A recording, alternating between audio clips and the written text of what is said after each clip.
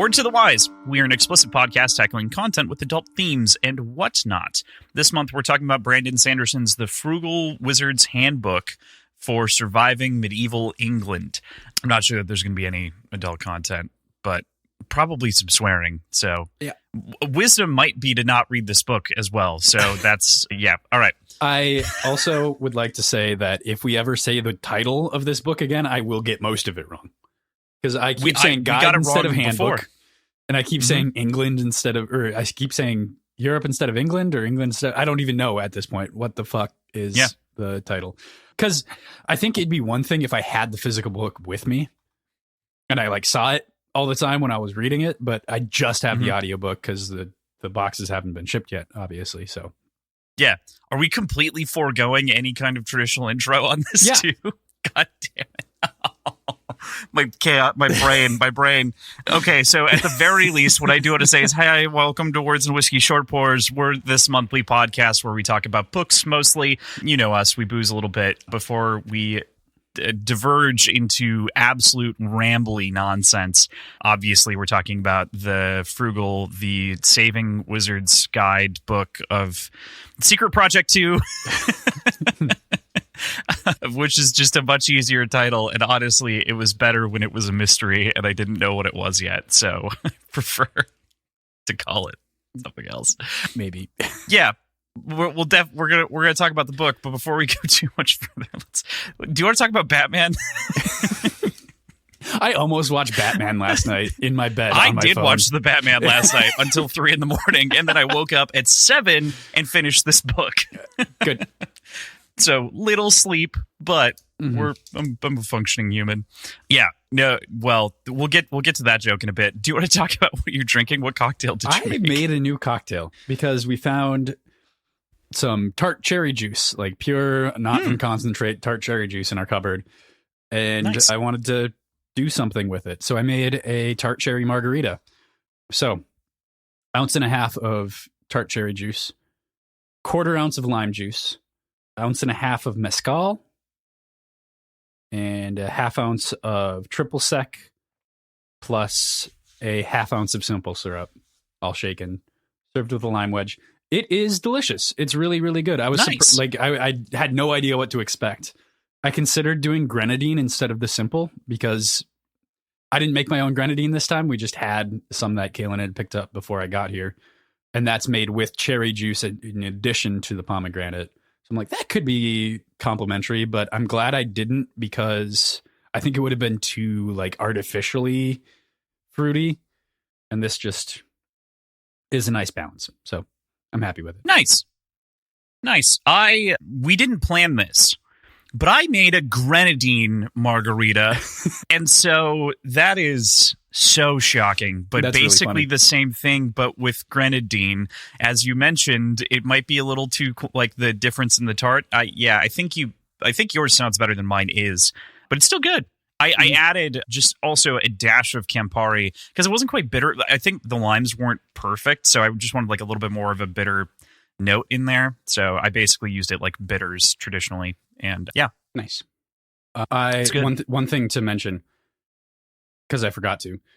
I did mezcal out of necessity. I didn't have tequila.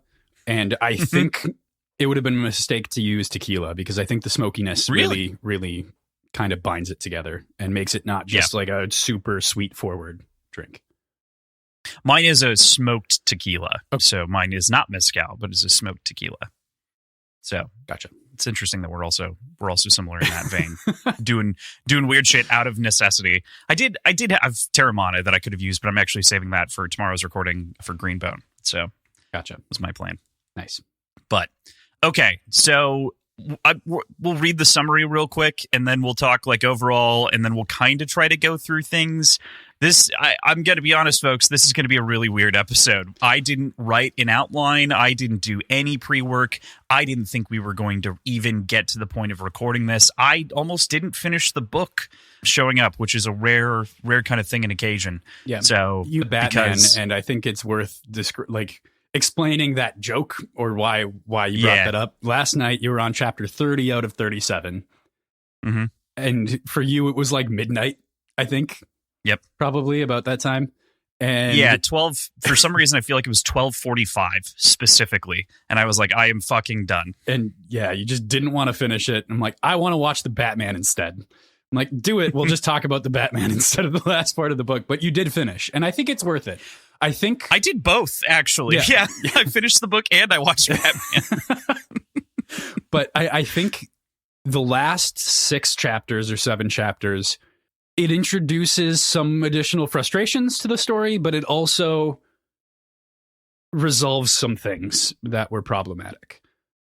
It mets out a good... In the end, it's a good story. Before we go too far, I do want to read the summary for anyone who might just be hopping in to like listen to this, because I know that this has been a weird one where people have been honestly online listening to more reviews than actually reading the content, which is its own kind of odd thing.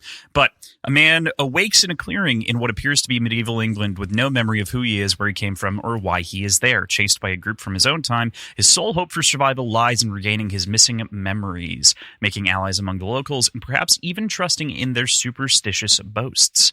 His only help from the real world should have been the guidebook entitled The Frugal Wizard's Handbook for Surviving Medieval England, except his copy exploded during transit. The few fragments he managed to save provide clues to his situation, but can he figure them out in order to survive? Da-da-da! Yeah, okay, overall, how'd you feel about the book? I think it's very close to a really good story. But I think there are just, it feels a little underbaked and a little unfocused. So I don't think I would have continued reading it if we weren't doing this recording.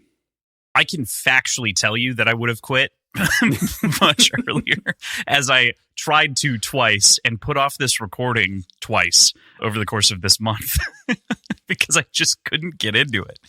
So yeah, I feel that. What's funny about that is that I think that it's still like a 6 or a 6.5 in terms of rating. Like, it's not as bad as it kind of sounds like we're talking about it. Right. And like you said, it's so close to being a really good book.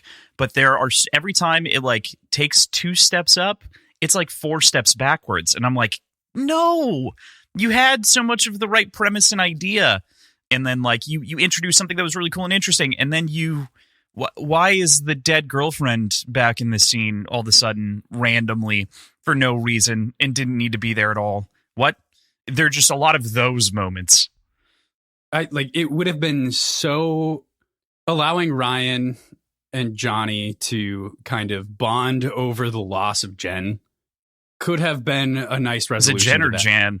Jan or Jen? I don't. I listened to it at 2x. I listened to it at 2x speed, so it kind of sounds the same either way. Yeah. Je. I'm just calling her Je from now on. Yeah, Je. The J name. Like, there's just a lot thrown at it. And did you listen to the postscript, like after the epilogue, where he talks about how he kind of... Yeah, I listened to it all. Yeah. Okay. I got it all. You got it all. He gave the book, the entire transcript, to a few different people and let them just do whatever they wanted to it, is kind of what it seemed like. And I didn't, it made for a really uncohesive, like, not, I don't know. There's just a lot of hanging threads and a lot of randomly introduced plot points that just didn't pan out, I guess. Yeah, so I totally get what you're saying. For me, the way that I viewed that in my understanding of it is that, like, Steve Argyle was allowed to run amok with the art and nothing else there. But what's his name? The guy who wrote Origins of Wheel of Time, that was the recently published book. It'll come to me. I'm actually going to Google it, but he is a professor of medieval history, and so he went through and did corrections. I think the biggest thing, Michael Livingston is his name. The biggest problem for me with the story, I think, actually comes down to something that, with all of the different op-eds that have came out, has become more and more clear with Sanderson stuff, and that is that he's very editor dependent. He actually really doesn't like rewriting his prose that much, and so as such, he's very editor dependent. And these secret projects were, I mean, obviously edited and redrafted and components like that, but not as much as, like, I'm sure Lost Metal was by comparison. You know what I mean? and not to the same degree. And also, it's not in the Cosmere, so it doesn't have like a backlog wiki that he can lean on if he needs to like remember, a rule or a point of origin, or I don't know. It just as the first outside of short stories and novellas, as the first non-Cosmere book I had read from Sanderson, I was pretty disappointed. And Wheel of Time, I guess, but again, though, not that bad. Like it's so close to a good book. I could kind of tell that he seemed to be in his like writing for young adults kind of mindset through a lot of this. I don't know for sure, but it felt... I don't know about that. It just didn't feel as serious or as grounded. The character's a little too violent for that. Like naturally, that's fair. Leaned that direction.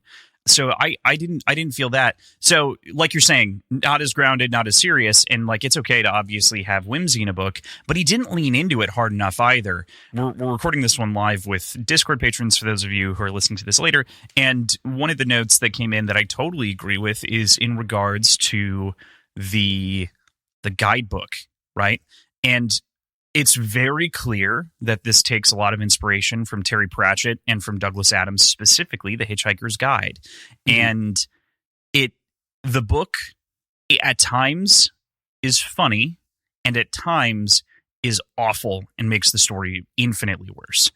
It never leans into the absurdity in the same way that Douglas Adams does to like make anything like actually pop.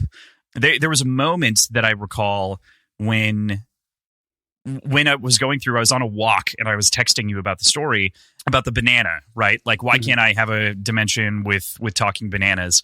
And the answer is just no. And it's like, okay, that's really close to a good joke. I like it. That's fine. And then I was like, I can see how you could punch this up and like make that joke funnier. Okay, cool. Read a couple more chapters, and then I get to the one where he explains why you can't have a multiverse of talking bananas. And I was like, no. Explaining why is not the thing you want to do. You want to lean in and say like, you want to lean into that joke and make it funny, not explain to me why it's not actually possible. I don't care about the actual physical mechanics in that way of this thing.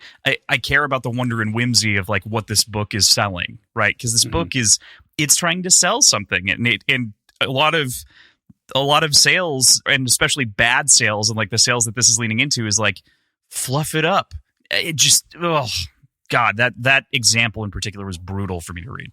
So one thing I did like that got introduced pretty late in the guidebooks, but I liked the introduction of it, and I wish it could have been a little bit more fleshed out. Ultimately, I don't think it's that big of a deal, but it gave a really good glimpse into this sort of cyberpunk future that we're talking about the morality of like living in this world, and the explanation of like there's a consensus that modern ethics can't apply, and you might take it as this, but we're taking it as nothing matters. So like they're trying to twist the morality angle and cash in on sort of the worst patrons of Westworld is kind of their market. And like just starting to see that sort of dystopian part of things get weaved in through this book was pretty cool. But that's like one entry.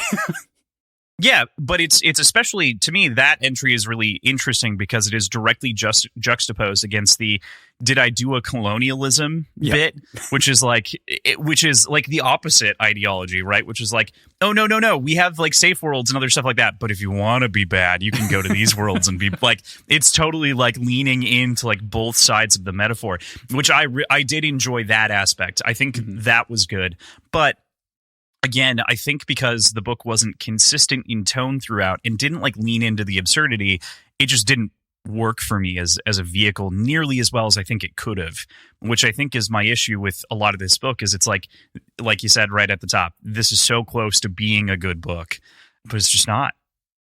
Unfortunately, it's a great framework. You and I talked about the memory loss sort of trope. Yeah, I hate it. Yeah. I don't hate it inherently. Like, there are good stories with it, like Memento, you and I mentioned. Mm-hmm. I really love Memento. There's just, it's the everything clicking into place, and then suddenly halfway through the book, he has everything. But also the inconsistency of like, and maybe it's a commentary of how like humanity has grown up. Like, for his entire life, Google has been a thing. So he doesn't mention it when he's like inherently thinking about Googling things, but then need to get immediately afterwards thinks about nanites. And he's like, what the fuck am I talking about? But doesn't mention like the other technological things, because maybe it's built into humanity now and it's just like inherently known. And like that doesn't strike as, because there are obviously things that he knows inherently and is able to, it's just part of nature at this point in his life. Yeah. Whereas nanites were learned and then close to inherent, but not quite. And I don't know. There's some inconsistencies in that. And it was fun. Like, it was fun, but it was also kind of mushy and soft. And that's not something I think is Branderson's strong suit, you know? Yeah. Well, the other side of like mushy and soft is that he also gave us hard rules for the nanites, right? And like kind of, I think, okay.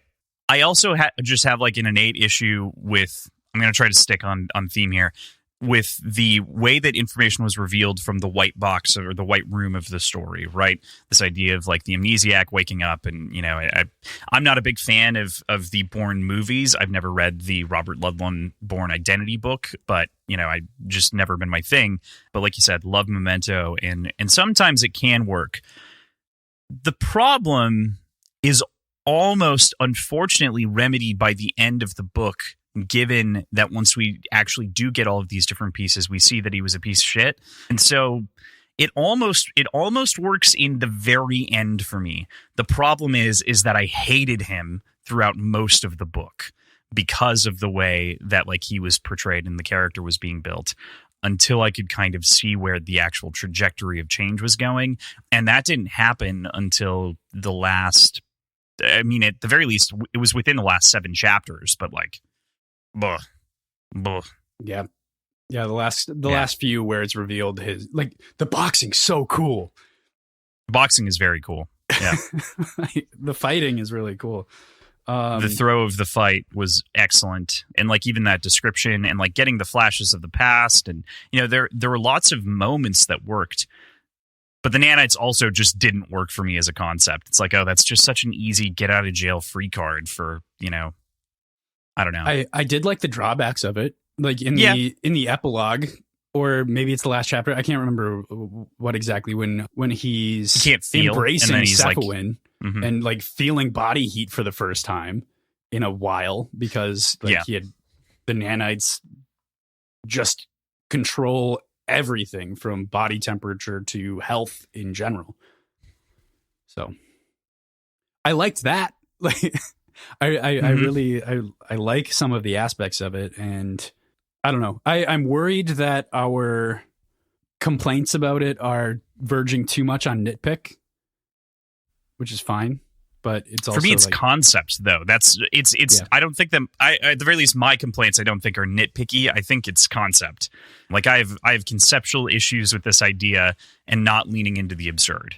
Personally, like, I know that you haven't read any Pratchett, but you have read Adams a long time ago, back in high school or junior high school. I can't remember which, but both, I think. Yeah. And that's where I think that's where the story falls apart, is that it does try to take itself so seriously that it misses out on the point of like what was fun about this the fun of this type of story. Yeah. I don't know. I don't think it worked. 3.7 stars on Goodread right now. That makes sense. Like, that's right in line with my feelings about it on the whole. Is that out of 5 or out of 10? 6 out of 5. Okay. Yeah. Because it's definitely like a 3 for me. 3.87 still. I stand by my side of it. I'm going to go sign up for a Goodreads account and drop the rating actively by that's leaving high. my... That's just high kidding. for I me. wouldn't do that. A 3.8 is high? I don't or know like a what's 6? 3.8 is high. Like, I'd give it a 5. 4.6, 4.7 is incredible. You'd give it a 5 yourself? Yeah, but like I said, I don't know how ratings work on Goodreads. Like, it's an aggregate. If it's like Untapped, 3.5, 3.8, pretty average. But almost everything has that rating. That's the thing, is beer rating is most ridiculous. People won't read books that are under 4, for the record. That's just like a thing. Okay. Because that generally implies that like it's definitely to someone's specific taste, or like, you know, it might be good for some people, which is also where I think like my line that we've talked about a little bit before, I don't give out 7s, or very rarely. I give out fewer 7s than I do 10s. And so like 6 is, this would be good for a specific audience, but I wouldn't universally recommend it. And 8 is like, I'm pretty sure I could tell pretty much anyone to read this and they'd have a good time. Right. At the very least. So 7 just kind of means nothing. 7 just means nothing to me. I think it's kind of worthless, which is why I try not to give them out. Occasionally it happens, but more rare than a 10, I think, at least in my book. Yeah. But after your explanation of that, I've kind of adopted it too, because it makes a lot of sense. Yeah. It's like, make a decision. 7, right? It just means you haven't decided whether or not you like it. Is anytime I want to rate something 7 out of 10, it makes me think about whether or not I actually enjoyed it. And that's the goal of the rule, for the record, is like really get yourself to like spin on it a little bit more. What would have nudged it up? What would have nudged it down? Sometimes things do land at 7 out of 10. Yeah, but I just think it's too easy. It's too easy to just like get there. Default to 7. Yeah. So anyway, this is a hard book to talk about, as previously mentioned, because there's so much stuff. Where to what do you think of the begin? whites? I was fine with the whites. Especially later the reveal that comes in with what's her name, the old lady being a god, I think was excellent, and like kind of the idea of like she was a white. Was that her name? Folk? Oh, fuck. What? Who was literally? Aelwyn? I think it's Fok. There was Cephawin, which is like the Aelwyn, wasn't she the Aelwyn. wife? Yeah, she was. What's his name's wife? There are a lot of names, and they all kind of again don't have any notes. Away. Don't have them in front of me. Not gonna look it up. Look at the chat. We're gonna talk vaguely. Look at the chat right now. Yeah, this is true.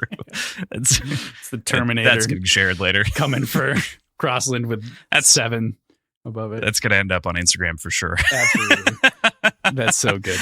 But yeah, I just, I feel like you have to invert the meme. I think I'm the Terminator coming for 7's shit. You know what I mean? Like, I think the meme is the other way around. 7 needs to be hiding from me, not the other way. I'm not hiding from 7. I don't know about that. You're scared of 7. I'm not scared of 7, 8, 9, man. But it's bullshit. Oh God! Okay, the whites. What do you think of the whites? The whites. I didn't know what to think of it. I was really intrigued by the whites the entire time, because we were so locked into the idea that this is Earth in a different, like, branching multiverse, and we don't have magic, and like just that whole sort of supernatural side of things being there was intriguing for me the entire time. That was like my favorite part of the story. Yeah. And the reveal, like, this is the only universe that anybody has ever found that has anything resembling magic. I really, really liked that. I really liked it. The gods and the magic and the whites and how they interact with that, like modern lit the boat on fire. People. Like, yeah. Really, really cool. Did not like the resolution of it all. Like, you're hurting us. You can stay here, but just move around every couple months. What the fuck? Oh, that I'm okay with. I think that the real problem was the volume of people and things, right? So I think that's what she was alluding to, being that I finished this like an hour ago. That's like, it's just you. You do suck. It's not fun, but not nearly as bad as having 10 people walking around and staying in the same spot and building a camp, and like that's way worse. So we'll tolerate one as opposed to the rest. I didn't like the just I move get around. it. You're welcome not to. I was fine with it. I didn't really have an issue with it, but I can understand because I genuinely feel like you could point to anything in any single individual piece of this story, and if you put 5 people who'd read the book in a room, half of them wouldn't have liked it because of some aspect that didn't jive with them. I think it's maybe because it rides the genre lines too close to each other and then plays with tropes on either side, and therefore doesn't, if you don't like the trope or the thing, then you're pulled out of this. I don't know. That's the closest I can get to an explanation of why those opinions are so divisive on something like this. So I agree. The way that I think I would have resolved this, instead of the you're modern shit, so you hurt us actively, but you're a small piece, so move around and things will be copacetic. It'll be fine. I think hurt yourself, get rid of all of your nanites, deplete your nanites in any way that you can. He's already explained that it won't let you go below 5%, but if there was any way to do that and turn off all your augments, you are a natural person with no modern augments, nothing going on. You can live here without disturbance. I think that would have been a better way to go about it. Oh, definitely. I don't disagree even an iota that would have been a much better and more satisfactory ending. I think that does lean into the problem of he'd probably just catch a disease and die, or spread a bunch of diseases and kill everyone, which is why the nanites exist to begin with, which is why the story is more fun if you let it be whimsical and not take it too seriously with all the sci-fi shit to compensate.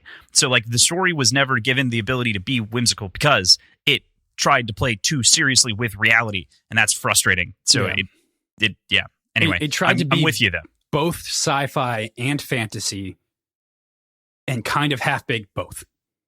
Yeah, well, and as a part of either genre, you can go absurd. True. Right? And the absurd can be very funny. I mean, Everything Everywhere All at Once is such a good. Have you seen Everything Everywhere All at Once? I saw half of it on a plane, so I don't know if I saw the official cut of it. And I didn't see the whole thing. Doesn't matter. I just need you to understand the concept and the premise of the way that they hop, because I'm not going to spoil anything for anyone who hasn't seen it. But the big concept of the whole thing is it's a true multiversal movie. There's a scene where they turn into rocks. The main characters are rocks talking to each other silently. There's a scene where they have hot dogs for fingers. It went very viral. There are all of these different transformations that happen. But the reason that the thing works is not because of the mechanics of the explanation of the mechanics of the multiverse. It works because it leaned into the absurd to tell a human story. Instead, what this was trying to do is explain the science of why you could have a multiverse and then tell a story within that framework of a hard rule system, hard world. And that does not work. Mm-hmm. At least in this execution. Yep. Yeah, I agree. Our character was a vehicle to show us this cool thing that Brandon thought up, not a human that we actually wanted to interact with and get to learn more about. A plot with characters in it, not the other way around. That's true. The other thing is the motivation of the antagonist. Oh my God. Worst part of the book. I hated it. I almost quit on chapter 33 or 34 when that got revealed. I wanted to throw my phone. I was listening to it, so I can't throw the book. But then I realized I was done because my phone's expensive. It's one thing, yes, that's exploitable and shitty. To sort of bring it up for anyone that didn't finish, Ziva in the chat right now. The entire point is luck is... This dimension is lucky. This dimension's really, really lucky. So he's able to bring blank lottery tickets into this dimension, determine the winners, and bring them back and win the lottery. And the entire core of the horrible, the worst thing imaginable for this person who's already running a mafia, he's the kingpin of a mafia. But the worst thing imaginable is that he's more wealthy. And like that he's unstoppably wealthy, like just Bezos level. Yeah, right. True. Like, yes, that sucks. Yeah. But it's not like he's the worst person imaginable and he's doing the worst thing possible in this dimension. It took out the legs of him a little bit.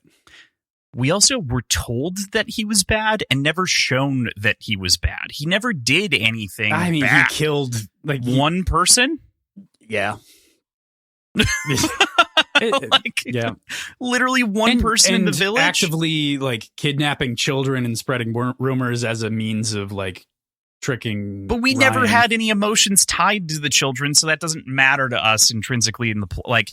You know what I mean? We care because we like what's his name, but like, I didn't have a compelling reason to care about the children that were abducted to begin with, and we only hear about one. Which is the brother, which is recovered. Yeah, Like there's a little bit of showing that he's bad, but it's not like it's not compelling. It's not compelling. we're just chasing him down because we're told that he's bad.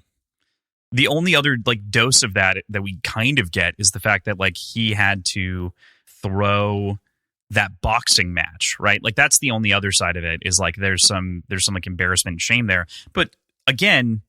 That just tells me corruption. That doesn't tell me really bad, world-ending sort of fight. Mm-hmm. So, I do want to say that like it definitely sounds like we're like rant reviewing on this, and I know that no one in the chat finished the book, which I definitely understand why you wouldn't, because I barely did. I do think the end is worth it, unfortunately, which is the worst thing to say, because like the motivations suck. But a lot of the like final chapter or the final couple of chapter reveals work, and like the boxing match with Quinn is incredible. And like we had been building up his ability to lie, and like that's his big strength. And during that boxing match, he had been trying to unlock his augments for I don't know, years. Or months or whatever it is in the real world. And like the ones with like the plating in his face specifically. So that reveal of, this dimension's lucky so I can unlock it and it doesn't work, but he's able to bluff them into thinking that it did. Like that was a really cool interaction. And like resolved his or not resolved, but like it brought to a head that fighter, liar, thief kind of trope that we had been building for this character over the last couple hundred pages. Still better than Secret History. Yep. Okay. But you're totally right. You said liar, fighter, thief, and I was like, oh yeah, just like Kelsier. And then I went, he actually is kind of better written than Kelsier, isn't he? And then I went, man, Secret History sucks. And that was my whole train of thought. in sequence. I feel like that is your most controversial take you've ever spouted on this podcast. It definitely is. I get a lot of hate, but you know, at the same time, at this point, I'm just I'm soaking it. I'm bathing in your vitriol for me not liking Secret History. I think your points are valid. I think other people's points are valid too. Like, it's fair, but okay. So worst part was easily that. Second worst part, though, is the Ja reveal when she shows up out of fucking nowhere. It is just completely unnecessary. She was dead. It was a good thing in the back of his head that she was dead, and it like gave him some semblance of life. And then he found out that it was a bad thing and let her go. And then she appears in front of him as like some sort of double confirmation that he feels that way, and then finds out that his best friend was cheating with and also the best friend is of the relationship. What the fuck? What are you doing? You didn't need to include this at all. And then, oh, no, bye. All right. Yeah, shows up, disappears in a chapter. What? I guess the good thing about that, or the thing that did, is it cemented the decision to stay in this dimension, which I don't know if I love that, but I don't think it at did. Least it kind of makes sense. Necessary. I don't think it was necessary before that. I think all of this was building to a sense of like understanding himself and accepting who he was and what he could do to be better, and then go back, mend his relationship with his family, mend his relationship with Ryan, kind of start over Jan's again. Jan's dead. Start Which is why it didn't matter. But instead, it's like, if I was Brandon's editor, I'd strike that out of my own writing. That's bad. I'm so sorry. Like I think this could have been a late coming of age story for John. Midlife crisis. Yeah, and it works. Like, go back, restart the life the way that it was, and like let that story go. But instead, it's like shitty life. Start to finish, I'm unlucky, things went wrong for me, and that just snowballed. I start to like come to understandings and like get a grip on where I went wrong, and then everything goes to shit again, and fuck it, I'm living in an alternate universe for the rest of my life. Right. Which would have been fun. Yeah, exactly. I mean, that's the way it went, but that doesn't feel satisfying. I don't know what this character arc is anymore. Right. So it compromises it at the last second is really my problem. Because I was in on the idea and I was like, oh, okay, so what he's probably going to do is he's going to push Ryan through the portal. And then you get the reveal that like Jan was in like undermining the thing the whole time. And it's like, but why? Like she didn't need, there was no actual undermining that needed to happen. There was no service or device that I think that she filled at all. Because Ryan could just simply represent the old life. And then you don't need Jan at all. This feels like it's lacking an editorial pass, like of someone with a strong pen of whom's like, no, go back, fix that. Because there were too many steps back, and there were so many steps forward in the last 7 chapters, and there were also simultaneously so many steps back. Yeah. Which is brutal. I almost fucked up a couple days ago when you were rewatching The Last of Us. And you said you teared up again at Sarah. And I thought you were talking about Jan, and I thought you were talking about this book, or Ja. Yeah, whatever. And I'm like, Jan, Ja. Well, okay. Because you were, and I had forgotten that her name was Jan instead of Sarah. The text bubbles make more sense now, because I don't think you replied to me after that, but I remember seeing the text bubbles pop up and then they went away, and I'm like, okay. Yeah. This makes a lot of meta sense now. Oh God. Also, like the other side of that too is, what does Ja and Ryan having a relationship in the background even matter? What does it is the only good thing that was going for him. The only good thing in his life was this relationship, and that wasn't good now either. Fair enough. Okay, I can accept that. I don't like it, but I can accept that that's the reason or rationale that it's there. But it was gone. So that's the other side. Like, it was taken from him anyway, and he had kind of accepted that already. So again, like that was that felt like part of the arc. That felt like part of this redemption was letting her go. And then instead it gives him the easy out of just like, oh, well, I don't have to worry about that because they were sleeping around behind my back. So like, it wasn't even my fault. Okay. All right. Sounds good. And that's just like, you sacrificed character again at the altar of plot. Do you think that's like, I wonder if that is a personally held belief by Brandon. This does get back to my redemption problem, doesn't it? Well, no, but like relationships in general, like moving on and starting a new relationship after the death of his wife, as an example. Maybe he would need some like morality changing thing to be okay with that. I don't know. That feels shitty. I don't know.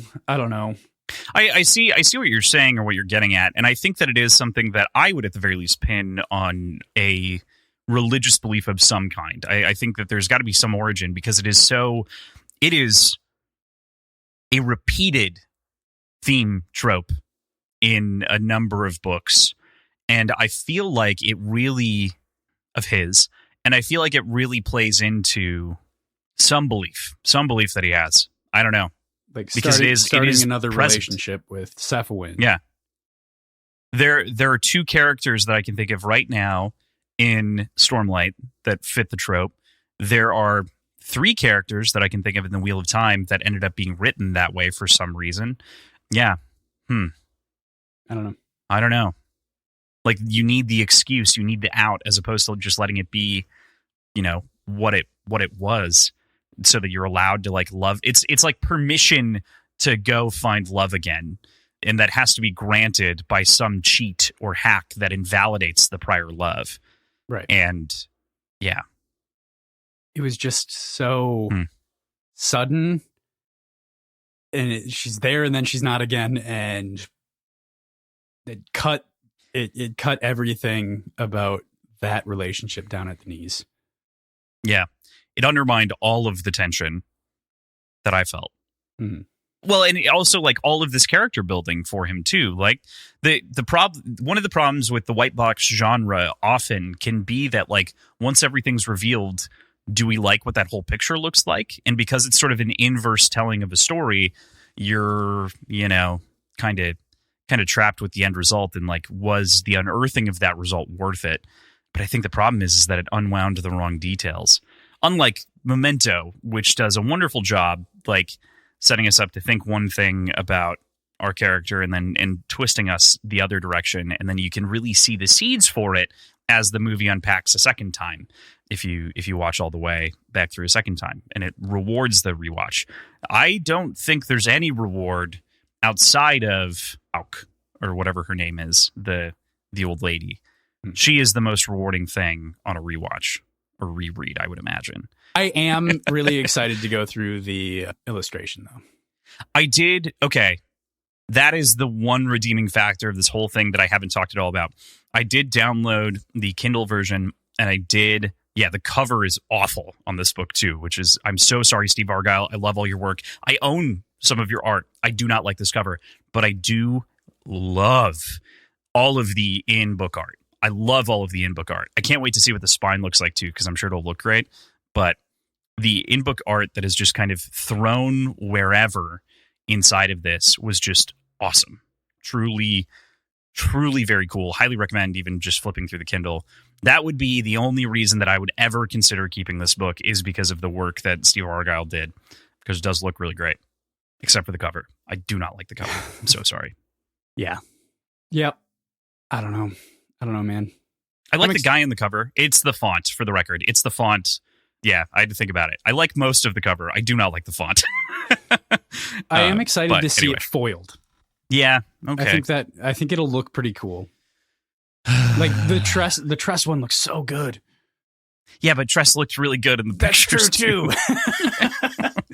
Oh, that's the other thing about the cohesion of this story. Just kind of getting back to sort of a broad overview.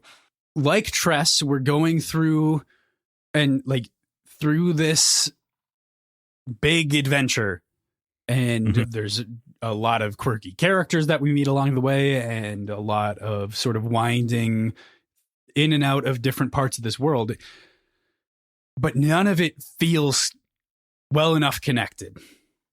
Like the transitions feel very jumpy. I don't know a better way to explain it than that. I totally get it. Like it feels as though, God, I was reading something or heard someone say this the other day or something close to this, but just talking about like the path that a character takes. The most important part is that like you shouldn't ever feel the hand of, it was Greg from HTD. I think I talked about this off air with you at some point. You should never feel the hand of the author. It should feel like the character making decisions. And this felt so heavy-handed to like get us. So it didn't feel like transitions. It felt like, oh, here's a cool set piece that I thought up. Here's a cool set piece that I thought up. Here's a cool set piece that I thought up. Not, this is what the character would do to get to those decisions logically or rationally. Mm-hmm. And also, I think this type of storytelling is also not conducive to that, to removing the writerly hand, which is also, I think, part of the reason that I like it a little bit less in general as an idea, as a trope. I think it's really hard to pull off effectively. Another positive to bring up. I liked the trickery and the showing off of the tricks in that town where Sephuin's brother is recovered, and relying on the like super hearing to hear Sephuin talking about like what he's looking at behind the curtain and under the table, and the dick joke. And, the dick joke was pretty funny. Like that was a lot of the humor was off, but some of it was very on sometimes. That character, that lord or whatever he was pretty funny. Not very deep. Didn't get a lot of depth for the character, but that's okay. We were exposed to him briefly, and that's fine. But all of it put together just made for, like, similarly, the Vikings, the Viking warships that come up. Really cool. Really well done. Transitions in and out of it kind of sucked. Yeah. I loved the Vikings. I loved the Middle Eastern guy that they saved. I forgot his name. It also starts with a J, I think. J or an A? J or an A. I can't remember. Don't remember. Yeah. And again, not going to look it up. So, yeah, I really liked him. I thought he was a great character and an interesting lens to like show different part of the world in kind of a fun way, fun presentation as like someone espousing their religion. And to also like give us this alternate take on Christianity where Jesus survived the execution is very funny. Or like it's a very interesting spin on the whole thing, especially in a world in where there's literally magic and gods. And so it feeds into the other side of that seed of like there being multiple correct religions in this world because of the different magics and representation through gods, potentially, especially in the way with the Ordmen where they're bringing over Woden's fury, you know? Yeah. I don't know. I think it all works, shockingly. That's the best part of the book, or one of the best parts of the book. I think so too. Yeah. What else do you want to talk about with this book? I feel like there was the relationship was ultimately good, if not very on the nose. It totally worked. I don't think it detracted. It didn't add that much for me. Their flirting worked, but it was surface flirting at best, which is sort of Brandon's speciality at this point, as far as we've been exposed to it, with the exception of Steris and Wax, I think, from everything we've read. Or Susebron. I'm not giving Susebron enough credit. I did like the sort of arc of like, you're a charlatan to you're worse than a charlatan to you're a god to you're a normal person that's a little bit augmented.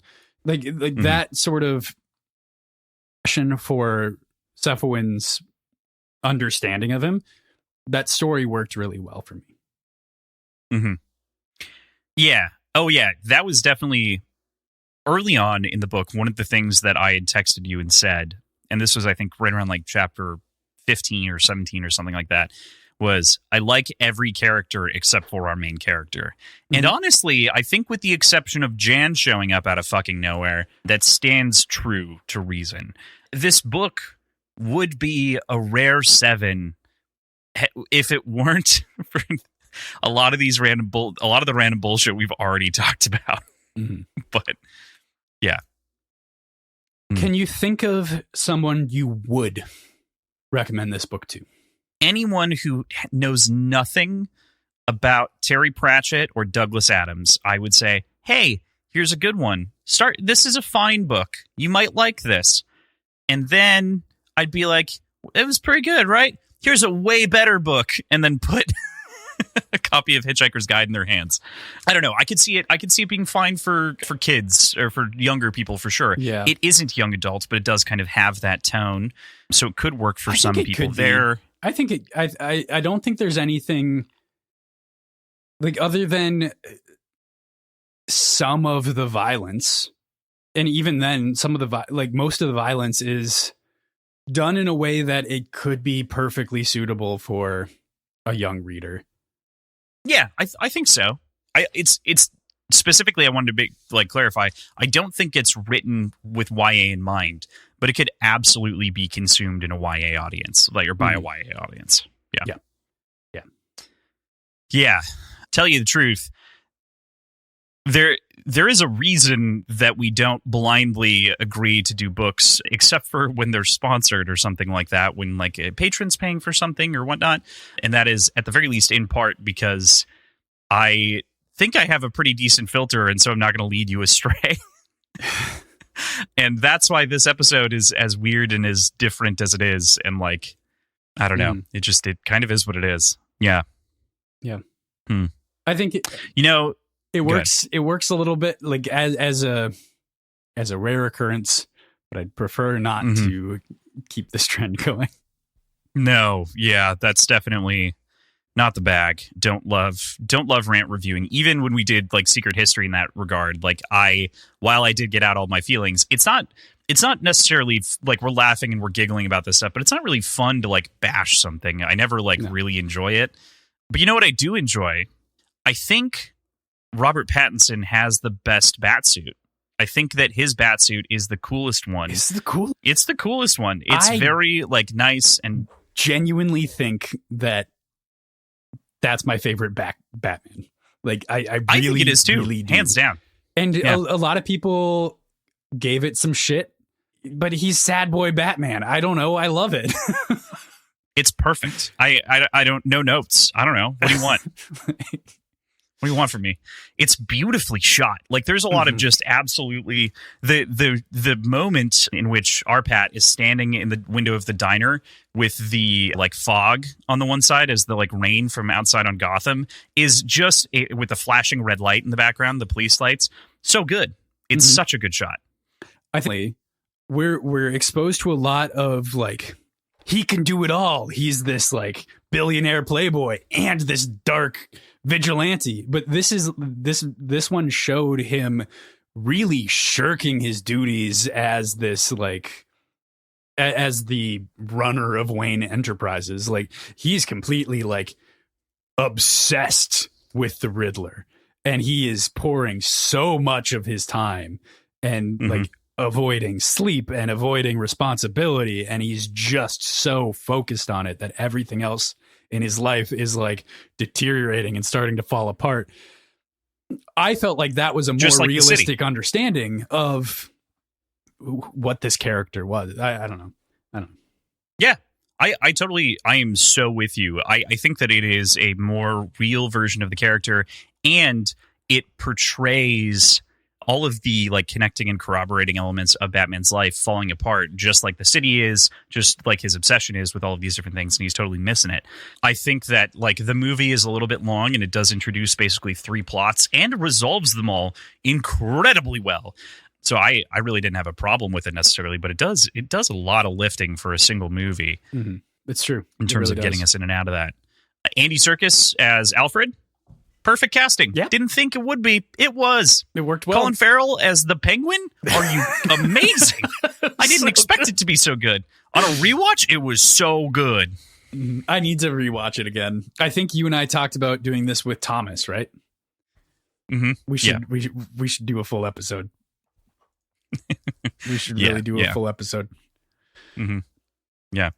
Yeah, we don't want to actually genuinely spoil anything for the Batman if you haven't seen it for some reason, but it was genuinely, when we talked about it yesterday, it was not a bit. I was fully committed to potentially do an off-the-cuff episode on Batman because I was like, I don't know if I'm going to be able to talk about that book for any length of time. So, yeah. Any final thoughts on this story? I know we've only been going for an hour, and we tend to go longer, but I feel like we've hit most of what I want to talk about for this book. You want to know a rogue great thought that I have on this whole thing? Yeah, go for it. I think that Frugal Wizard would make an excellent movie. Yeah. I think that true. It has all the bones to be written by someone else and tell a better story. An adaptation would fix this, I think, entirely. So I think that it is, again, so close that I think most screenwriters could stare at it and be like, okay, well, we don't need that at all. We don't need that at all. And even the way that the information is revealed in the flashes in his mind would work better in a movie format. Just like, the whole thing. Like straight up flashbacks. Yeah, exactly. and you could tease things better. I don't know. You could actually set up the Chekhov's guns for the things that we need to say pay off in the end versus not doing that.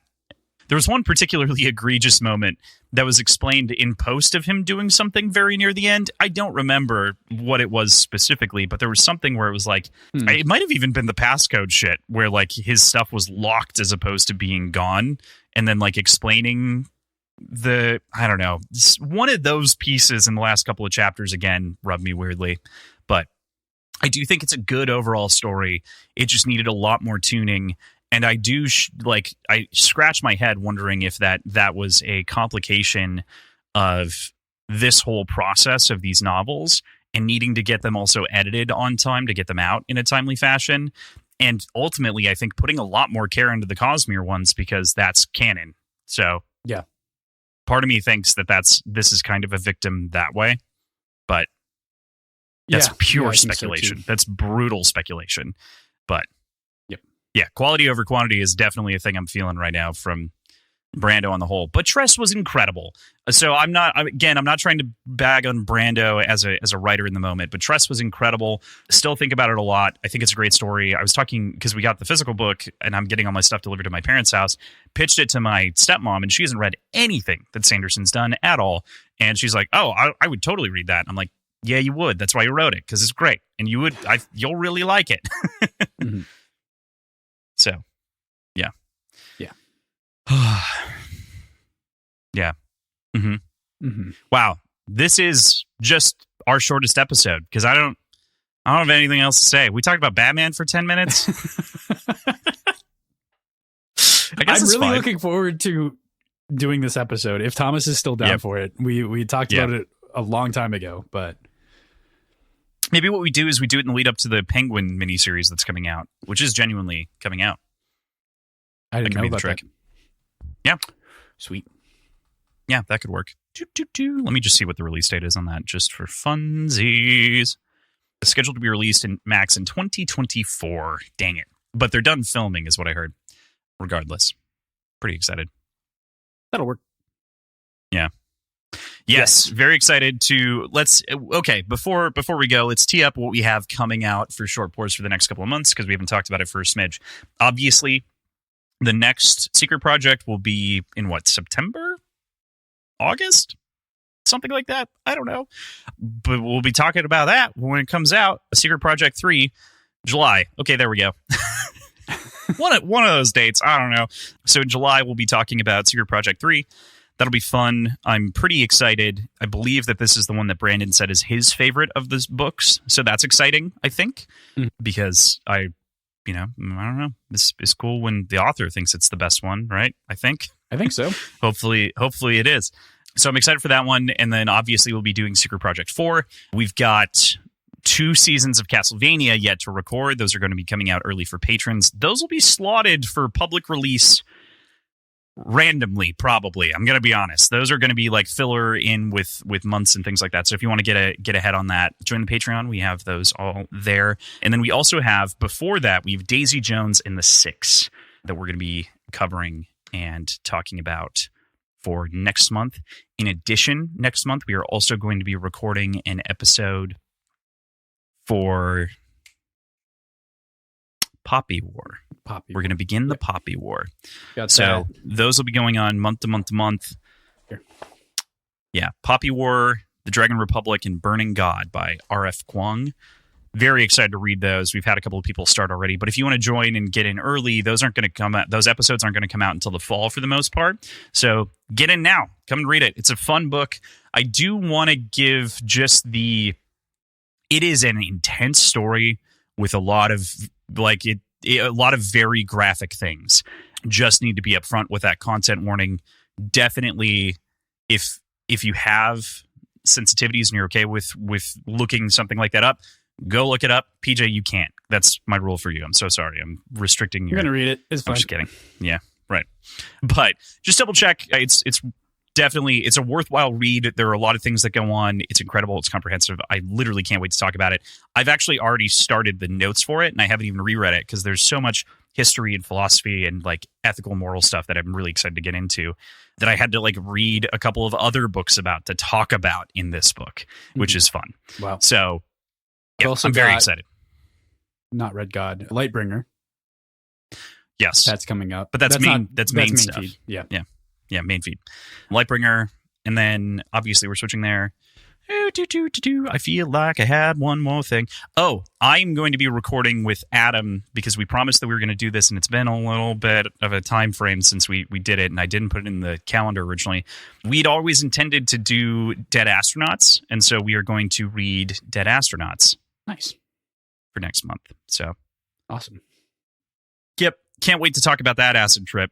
It's a thing. So yeah, it's the game plan. Awesome.